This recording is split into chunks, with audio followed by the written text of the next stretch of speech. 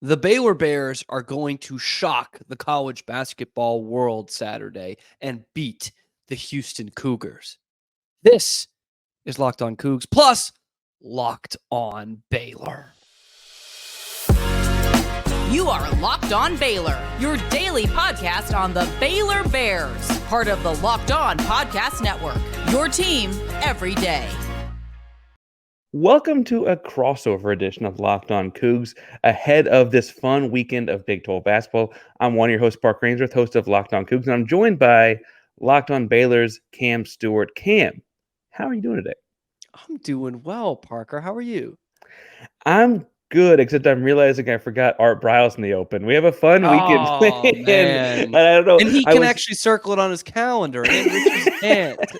Yeah. Missed I thought that was opportunity. part of the charm of it, but he could actually circle it on his calendar. God, these two schools really do go back and forth a whole lot there for a second. Yeah, and we almost get RG3. Almost that. I mean, he was committed to UH. So, and I mean, honestly, you know, like something that could have changed program histories. God, fun basketball game this weekend between the number 2 Houston Cougars and the number 11 Baylor Bears. All that's going to get changed after kind of chaos, craziness in the top 10 on Monday's AP poll, regardless of what happens this weekend, obviously. But it's also two of the top end of the Big 12 teams.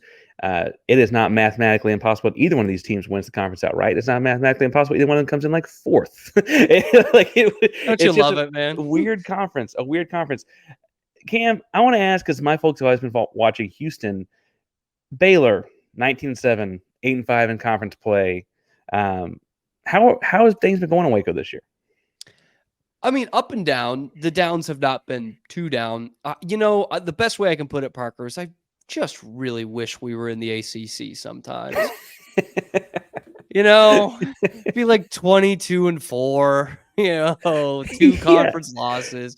Be fantastic to just be in the ACC one of these days, let alone the Pac-12. Good Lord. What's interesting about it is that Baylor lost to BYU the other day, and it was not their best performance at all. And they still kept it close throughout the whole game. And before that, it was really the best stretch they'd had all season. I mean, it was 4 out of 5 or 5 out of 6, the lone loss coming in that stretch coming at Allen Fieldhouse. And they had, and I think still have, figured the things out that they hadn't figured out at the beginning of the conference schedule, where they were kind of turning the ball over too much and they were too reliant on the threes. They've guys fit into their roles. Jaden Nunn specifically, who was a guy who was probably their worst starter a month ago. He was killing them at times. And all he did last week was be the Big 12 player and newcomer of the week. 47 points and 0 turnovers in 2 games. Like he's been fantastic to turn it around. Ray J. Dennis, the point guard, has started scoring more. So everyone has kind of contributed more, found their roles, been comfortable in their roles. And then the loss to BYU happens. Was it good? No. Does it derail their season? Also, no. It doesn't help their Big 12 championship hopes for sure. But it absolutely doesn't take away from what this team can be and what they were before that. So overall, pretty good. Now, the biggest problem, Parker, though, is there's been this thorn in our side, and we haven't even played them yet. It's just because they've been so damn good, and that is the Houston Cougars. I don't like necessarily hyping up the other guy in my crossover. I want to break it down, but like this has just been a treat to watch if you're a real college basketball sicko. If you're a casual college basketball fan, you're probably like, what the heck am I watching? So you mentioned it's been crazy, this conference. How have you been finding the new Big 12? I think Houston found some adjustment things they had to work on at the start of it. I was about to say some problems, but they really kind of have looked like they fixed those things. I think they're still every team's got to get better, right? Mm-hmm. But Houston entered conference play undefeated in non-conference, and while they had 4 quad 1 wins, which counts, pretty well for your tournament hopes and things like that, people are critical of the non-conference play. They show up to the Big 12 and they blow out West Virginia on opening conference day. This is going to be easy. Yeah, what are we doing Yeah. here? And then they go to Iowa State and at TCU, both challenging places to play, but I don't know that people knew how good those teams were at that point in the year. And they lose 2 games by a combined 5 points. Mm. And it's like, oh, this is going to be rough. And then I think that's like the big difference, right? Like, I know you guys have heard, oh, it's not the American anymore, but it's like that middle of the pack, right? Iowa State's better than that, but like the TCUs, the BYUs, the Techs, the Oklahomas this year, it's like that middle of the pack versus Tulane or Memphis, or you know what I mean? Like it's so much different. It's must have sounded cliche coming from outside of the conference, but it really is. Like, any given night, anything can happen. Well, it keeps showing your P's and Q's, because then, so they lose those 2 games by combined 5 points. They beat Tech at home. They beat Central Florida at home. And then they go to Provo, Utah. You know as well as anyone in the last 48, 72 hours that's a tough place to play. Houston finds themselves down at various points in the second half of that game. And it's like, are we ever going to win a road game again? Like, John, are we going to win a road? They turn things around and won that one. The outsiders outside of Houston were like, oh, that's a good win. It is a good win. BYU remains to be is remaining a top 25 team. Yeah. They went to and lost at Kansas by 13. I think that's kind of the biggest blemish, is losing at Kansas. Everyone loses at Kansas, but double digits wasn't great. They've kind of found their way. They had a revenge win over Iowa State at home on Monday. And I don't mean to put more on this game for Houston and the folks, if anyone listens, that has anything to do with the game itself. But the game this weekend against Baylor is kind of the last real test for a little bit. They get Cincinnati at home, beat them at their place, and played pretty well in doing it. Oklahoma has been kind of up and down, but more down than up lately. At Central Florida, I guess they've beaten good teams in Orlando. But then you get Kansas at home, and Kansas looks like they can't win a road game. So at Baylor this weekend is really going to be like a real tough test. And so we'll see kind of those holes we saw against Iowa State and TCU, communication lapses on the road, and those, like, have they fixed those kinds of things? And I think that's what makes an exciting weekend. Baylor kind of needs this one too, though. There's a lot on the line for y'all. Yeah.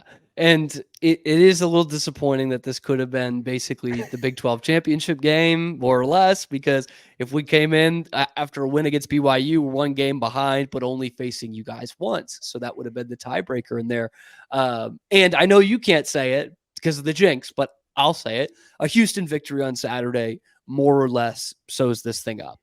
More or less. Like, it's, again, any given day, right? In the Big 12, any given night. Yeah. But the last couple of games for Houston is much easier than Baylor's last couple of games. So it was still, and that's why I think Baylor fans hadn't really come to grips with the fact that they were that close to the Big 12 title. Like, if we had won against BYU, we would have been in full hype mode here. Like, this would have been all bets are off. Like, we could do this thing. But after Houston, it's at TCU on Monday, which is not easy at all. Home against Kansas, home against Texas.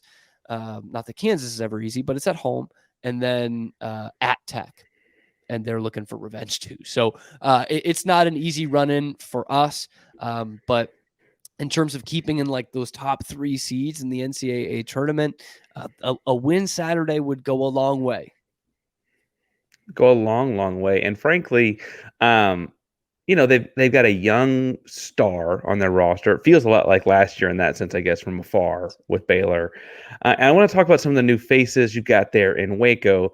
But we've got some new faces here at Locked On, new friends from Ibotta. Ibotta is a free app that gives you the most cash back every time you shop on hundreds of items, from groceries to beauty supplies, toys for my little 8-month-old, etc. You can do all kinds of fun things to Ibotta and get cash back to make sure you're beating inflation no matter what you're purchasing. The average Ibotta user earns $256 per year. That could cover the cost of an entire shopping trip. So you can buy that flight you've been looking at, or honestly, sometimes just those groceries you've been looking for. I eat a lot. Okay, I eat a lot. Whatever you're looking for. Now, Ibotta is all kinds of things other apps don't do. It gives you all kinds of different benefits while you're getting in higher point values for things that you're shopping for more often. So join the 50 million customers and earn cash back every time you shop for over 2,700 brands and retailers, including Lowe's, Macy's, Sephora, Best Buy, and more. I got to ask, do you go to Sephora? Do you got a girl, significant other goes to Sephora? Anybody? She goes to Sephora. Yeah. She goes to Sephora. Yeah. Right now, Ibotta is offering our listeners $5 for just trying Ibotta and using the code LOCKEDONCOLLEGE when you register. So just go to the App Store or Google Play Store, download the free Ibotta app, and start earning cash back with code LOCKEDONCOLLEGE. That's IBOTTA in the Google Play or App Store. Use code LOCKEDONCOLLEGE. Start saving money today. All right, new faces. I got to watch Jacoby Walter some in high school from afar. I did not have to coach against that guy. That guy was really good. I'm kind of glad I didn't. Really, really good. Yeah. Talk to me about what it's been like for the second year in a row, having a clear one and done type of talent.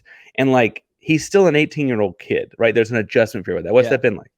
Yeah, I mean, that was kind of like the next step for Baylor as a program, that win the national championship. There doesn't seem like there's a better step than that, right? But then it becomes trying to sustain being a top team. And with that, in today's college basketball comes the one and dones. And so Keontae George was the guy last year. Fantastic player. Always kind of felt like he was an NBA guy, like his play style. It just, he was great. He put up great numbers. I'm not saying he's bad, but someone like Jacoby Walter has felt like a better fit for Baylor, which what we've seen this year. And it's been up and down for him this year. And like the team, the downs are not as down as a lot of fans might think. Like he's still, even with a slump for like 4 or 5 games, he's still averaging over 14 a game as a freshman in the Big 12. Right. And that's something Scott Drew has talked about a lot this year, of just like, guys, he's just coming in as an 18-year-old against the best competition in college basketball. And so I think he's another guy who projects obviously really well to the NBA. He's still projected as a lottery pick. He's got length for a guard. He's a knockdown shooter when he's on, and he's improved a lot defensively. He's very switchable. So the great thing, the thing that I love about Jacoby the most is even when he was in that shooting slump, he was doing everything else right. So the rebounds, the defense, the hustle, like he forced Scott Drew to keep him in the game, even when he wasn't knocking down his shots. And so that's something that has been super positive from him. Yves Missi in the middle, another freshman I am a huge fan of. He's a fan of the show as well. So if you're listening, Yves, happy Friday to you. But he has been fantastic and super efficient too. He's another guy who's like, it's just incredible how quickly he adapted to the college game and to the Big 12 game. He's a guy who reclassified. He's supposed to be a senior in high school right now. And he's one of the most efficient big men in the entire conference and therefore in the entire country. So he has just been fantastic. Both of them have been stalwarts in the starting lineup. So they've been huge lifts for this team. I don't know where this team would be without them. And it's funny, they needed a guard who could score. I mean, everyone needs that, right? But they especially needed one because one of their great scoring guards from last year will also be playing at the Foster Pavilion on Saturday, but not in the Baylor colors. Yeah, LJ Cryer. You have any idea? Yeah, it's LJ Cryer. You got it, man. He's pretty good. He's pretty good. What's been awesome about LJ this year has been, frankly, for a team navigating the Big 12, having a guy like him that's seen it before has been great. Like he is the kind of guy that knows, you got to hit the big shot to kind of cool the road environment. He has had his own shooting slump. I don't mean to say it's a perfect season or anything, but he also has had several games where like the offense was kind of drive and collapse the defense and just hope he's out there somewhere open, right? Like just like hope that he is out there somewhere. In football, you say he's down there somewhere, and basketball, it's LJ is out there somewhere and we're just going to find him. It is, I mean, I'm telling you things, it is bombs away with that guy. It is all things from deep. He's got a nice little floater and stuff like that, but it is all deep game. Yeah, and I'm wondering how the adjustment has been defensively, because from what I saw from some videos, obviously cherry-picked videos, there was some struggles early on in the conference schedule, and he obviously knows the Big 12, and we play pretty aggressive defense here. It's not Kelvin Sampson level, but that was something he struggled with at Baylor a little bit, I think mainly because of his size, but I'm guessing with how much he's out there, no matter how good an offensive player he is, he must have come around on that end. Yeah, and I will say in full disclosure, he generally gets the third best perimeter assignment, or Okay. he All right. like between Jamal Shed at point and Emmanuel Sharp at the other guard / wing type. He's usually getting a third best option. So it's not like he's guarding the top guy on the other team or anything like that. But I do think I've seen growth in him over the course of the season. He's still an offensive first guy. I don't think that's any secret. But it'll be interesting to see what Baylor folks are saying afterwards, because I'm assuming that's clips to chuckle at or whatever. I don't know how many Baylor fans have watched his defensive side of basketball this season all that much. And I do think he's all gotten cynically. Yeah. No, of course I would do the same. I'm not judging anyone for it. But I think he's gotten better. I think the real trick is that it felt like early in the year, you saw him for several years, but it felt like early in the year, it was like he'd make the gamble for the Sports Center type of steal, and I missed it. Now I'm just out of the play, right? And then they score behind him or whatever. And I feel like there's both less gambling like that and just playing sound defense, and then also like because he's doing it less, I think it catches people off guard. He gets it a little bit more now because he's doing it less. Suffice to say, I've been impressed, to say the least. I mentioned like the BYU game. He had 23 points in that game. I mean, on the road at BYU for the team's first Big 12 road win. I mean, that's pretty big leadership as far as actions go. Yeah. Invaluable kind of leadership as far as actions go. But he's growing as a defender, is a long way to say it. Yeah. I'm interested to see what his reception is on Saturday. Genuinely. Like, I think it'll be boos. I really do. And that's, I mean, this is not like an attack on LJ's character, and I don't think anyone is under the illusion that he's a bad guy, but there was always something a little off in his time at Baylor. Like, I don't know. He kind of naturally looks doomy gloomy, right? Like that's not something he could really help. But my younger brother described it like Houston people as like the T-Mac guys. Like it's just like something like yes, Tracy McGrady, yes. Like the same kind of it almost looks disinterested. And I don't think he's that's playing true, hard though. He's playing hard, right? It just looks like it. I get that. I do think he's invigorated. He's from Katy, which is a suburb of Houston. For the folks that don't know anything about Houston, I think he's enjoying playing for Houston. I think he's enjoying playing for his hometown. I think, and I think when he hit the portal, that was like the only option from Baylor's fans' perspective. And to be honest, if we're talking about a program, like there aren't many better to go to as a guard than Baylor. And so when it was Houston, that made a lot of sense. It looked like, maybe he's just a homesick kid, but there's also people who thought maybe he just doesn't want to battle for his position. He doesn't want to. He doesn't want to, that sees Jacoby Walter coming down the pipeline and a couple of transfers coming in, and maybe he doesn't want that smoke, so to speak. And, he had come out and said something about wanting to play point guard more. And we were like, well, you're not going to be the point guard at Houston. So this is intriguing. And so it was stuff like that. And when he left, the former host of Locked On Baylor, Drake Toll, had reported from a source that he was going to go to Houston, and LJ's family dragged him and was like, no, that's not true. Stop reporting this. And then I think the next day he committed to Houston. So it was like, bro, why even do that? So there's a little animosity there. Again, it's not like LJ's been dragging Baylor or anything, but I think there'll be boos on Saturday. Well, and frankly, there may be some of it too that's just like you're saying, like, hey, we just kind of wish you were still here. I don't. Yeah, that's the other thing. He's playing for the enemy. Like this is an interconference transfer. Like I can't blame him for that. This is a 0-sum game. They keep scoring. Only one team wins. Like at some level, as long as it stays like just booze and nothing outside of the basketball court, like I would expect that, right? Like I would point out he helped. He was on the team that won a ring for it. Like I think that like he like some praise too, right? Once the game's over, maybe. There's only so many Baylor players you can say that about. So like 1 year worth, right? 1 year worth. Yes. It's between 12 and 15. Yeah. But I think, and I haven't talked to him or his family or anything like that. I mean, just report like I have, but I bet he is amped. It's like the way that he plays fits into this game well. He's gonna walk into a brand new stadium there. And just the environment, like I think he's going to feed off that villain type stuff. We'll see if it works. Again, he's had some bad shooting nights this year, but I think he's excited about this one.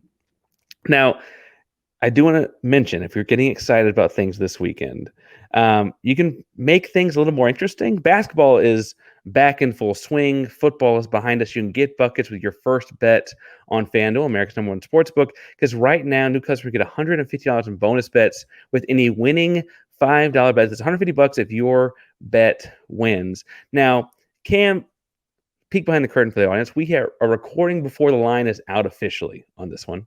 Mm-hmm. What would you guess the line is in this one? I think Baylor will be a dog, and I think it's that BYU game was 3.5. I'm gonna go right around the same, 3.5, 4.5.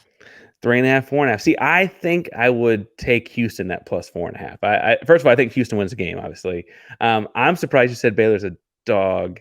It's rare in the Big 12 at home, but I think this might be one of them. Yeah, I think the truth is just that, like, I think between Sampson and Cryer, and honestly, we mentioned a laundry list of fun names earlier, but like these two schools have some bad blood in there, right? Yeah. And it will be interesting to see how that stadium plays out with it. Whatever the line is at the time you're listening to this, whatever the other interesting things you want to check around the NBA or other basketball games, quick bets, live game parlays, exclusive props, and more. But just visit FanDuel.com/lockedon and shoot your shot. FanDuel is official sportsbook partner of the NBA.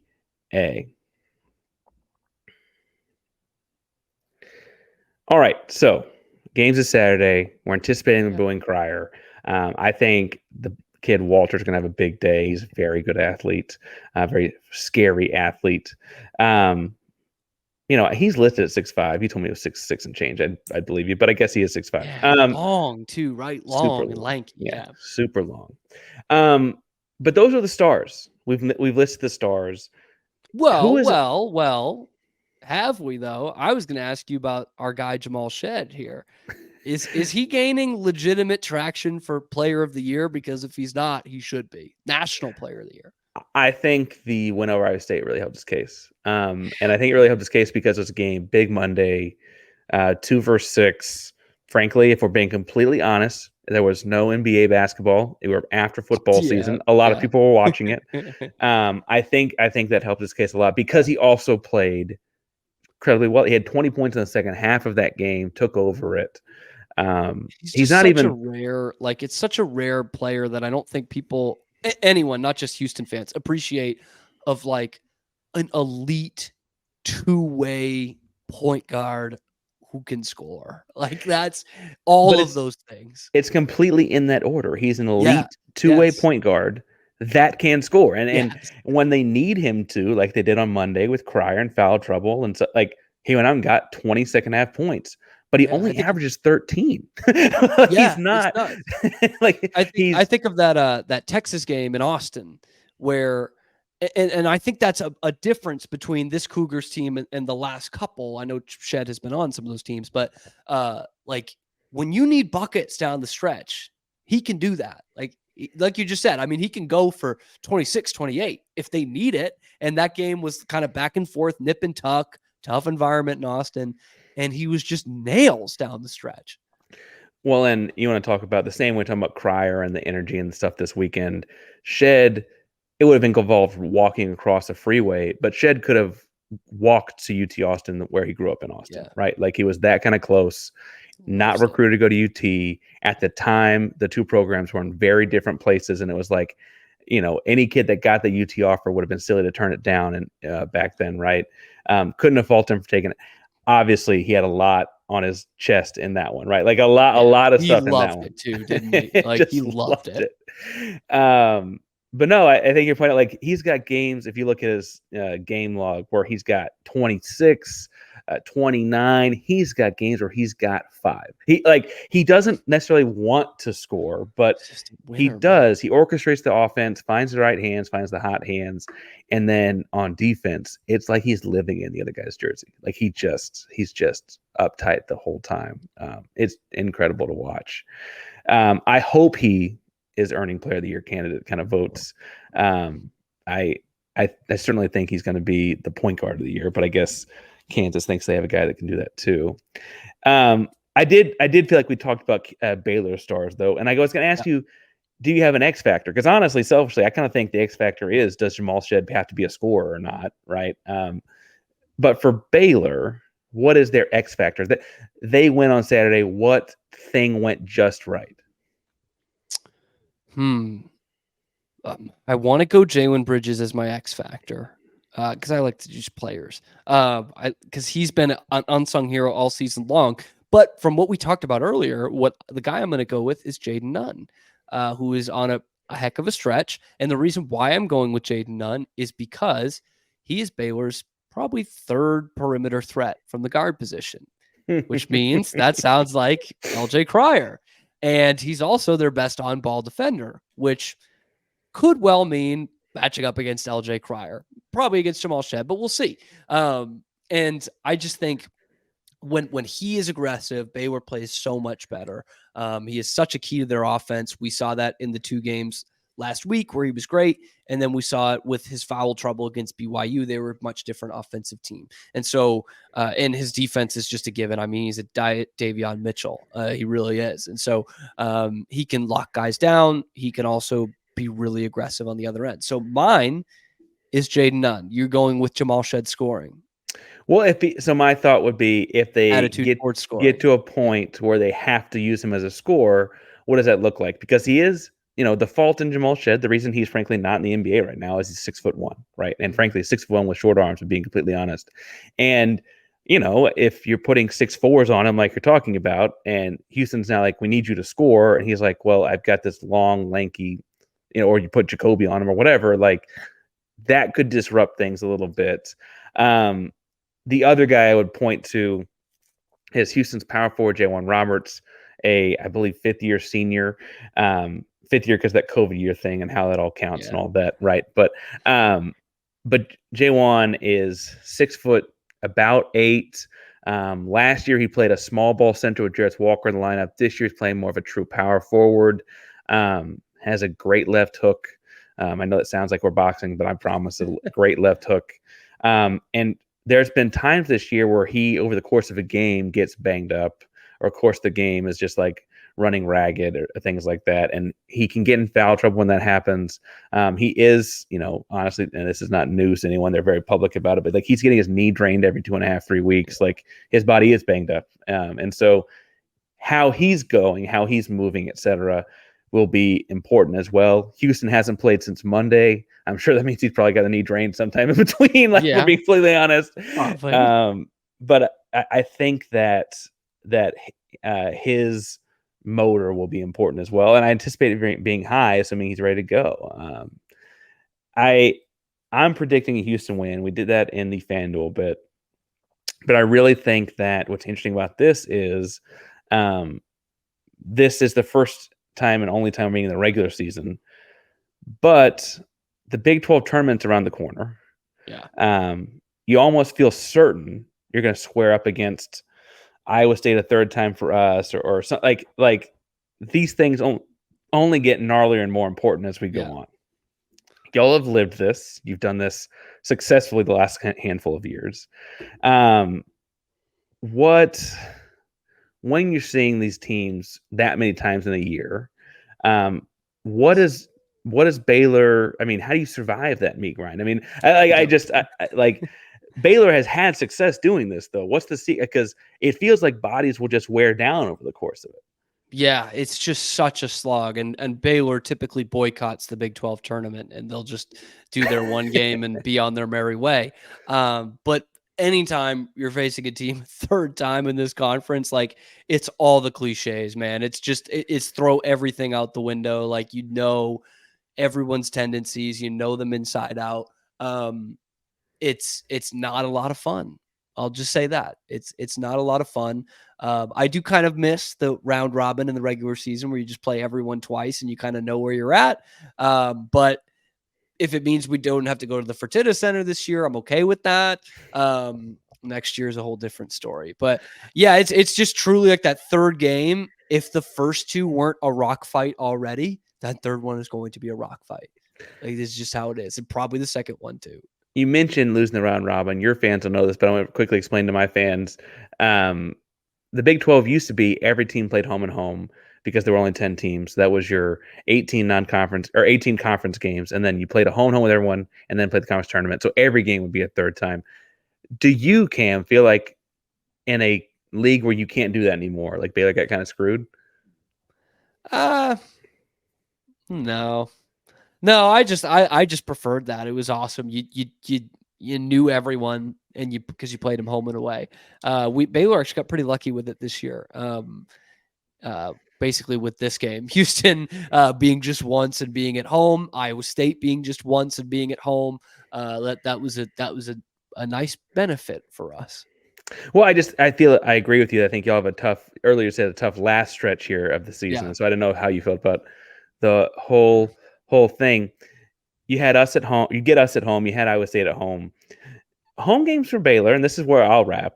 Yeah, have been interesting because never dull moments, but it feels like you're watching ants play. Foster Pavilion, brand new. Folks at home watching it on TV. They're bigger than that. I promise. The people on the court are bigger than that. Aside from jokes, and I'm sure you got and heard plenty. Okay. What's Foster like? Oh, it's great. It is fantastic. That's why you got to get there and not watch it on TV. For some reason, they did not factor in the TV cameras, and they're encouraging people to come. Yes. They'll say it as a joke too. Like, I think the camera's at the top of the arena.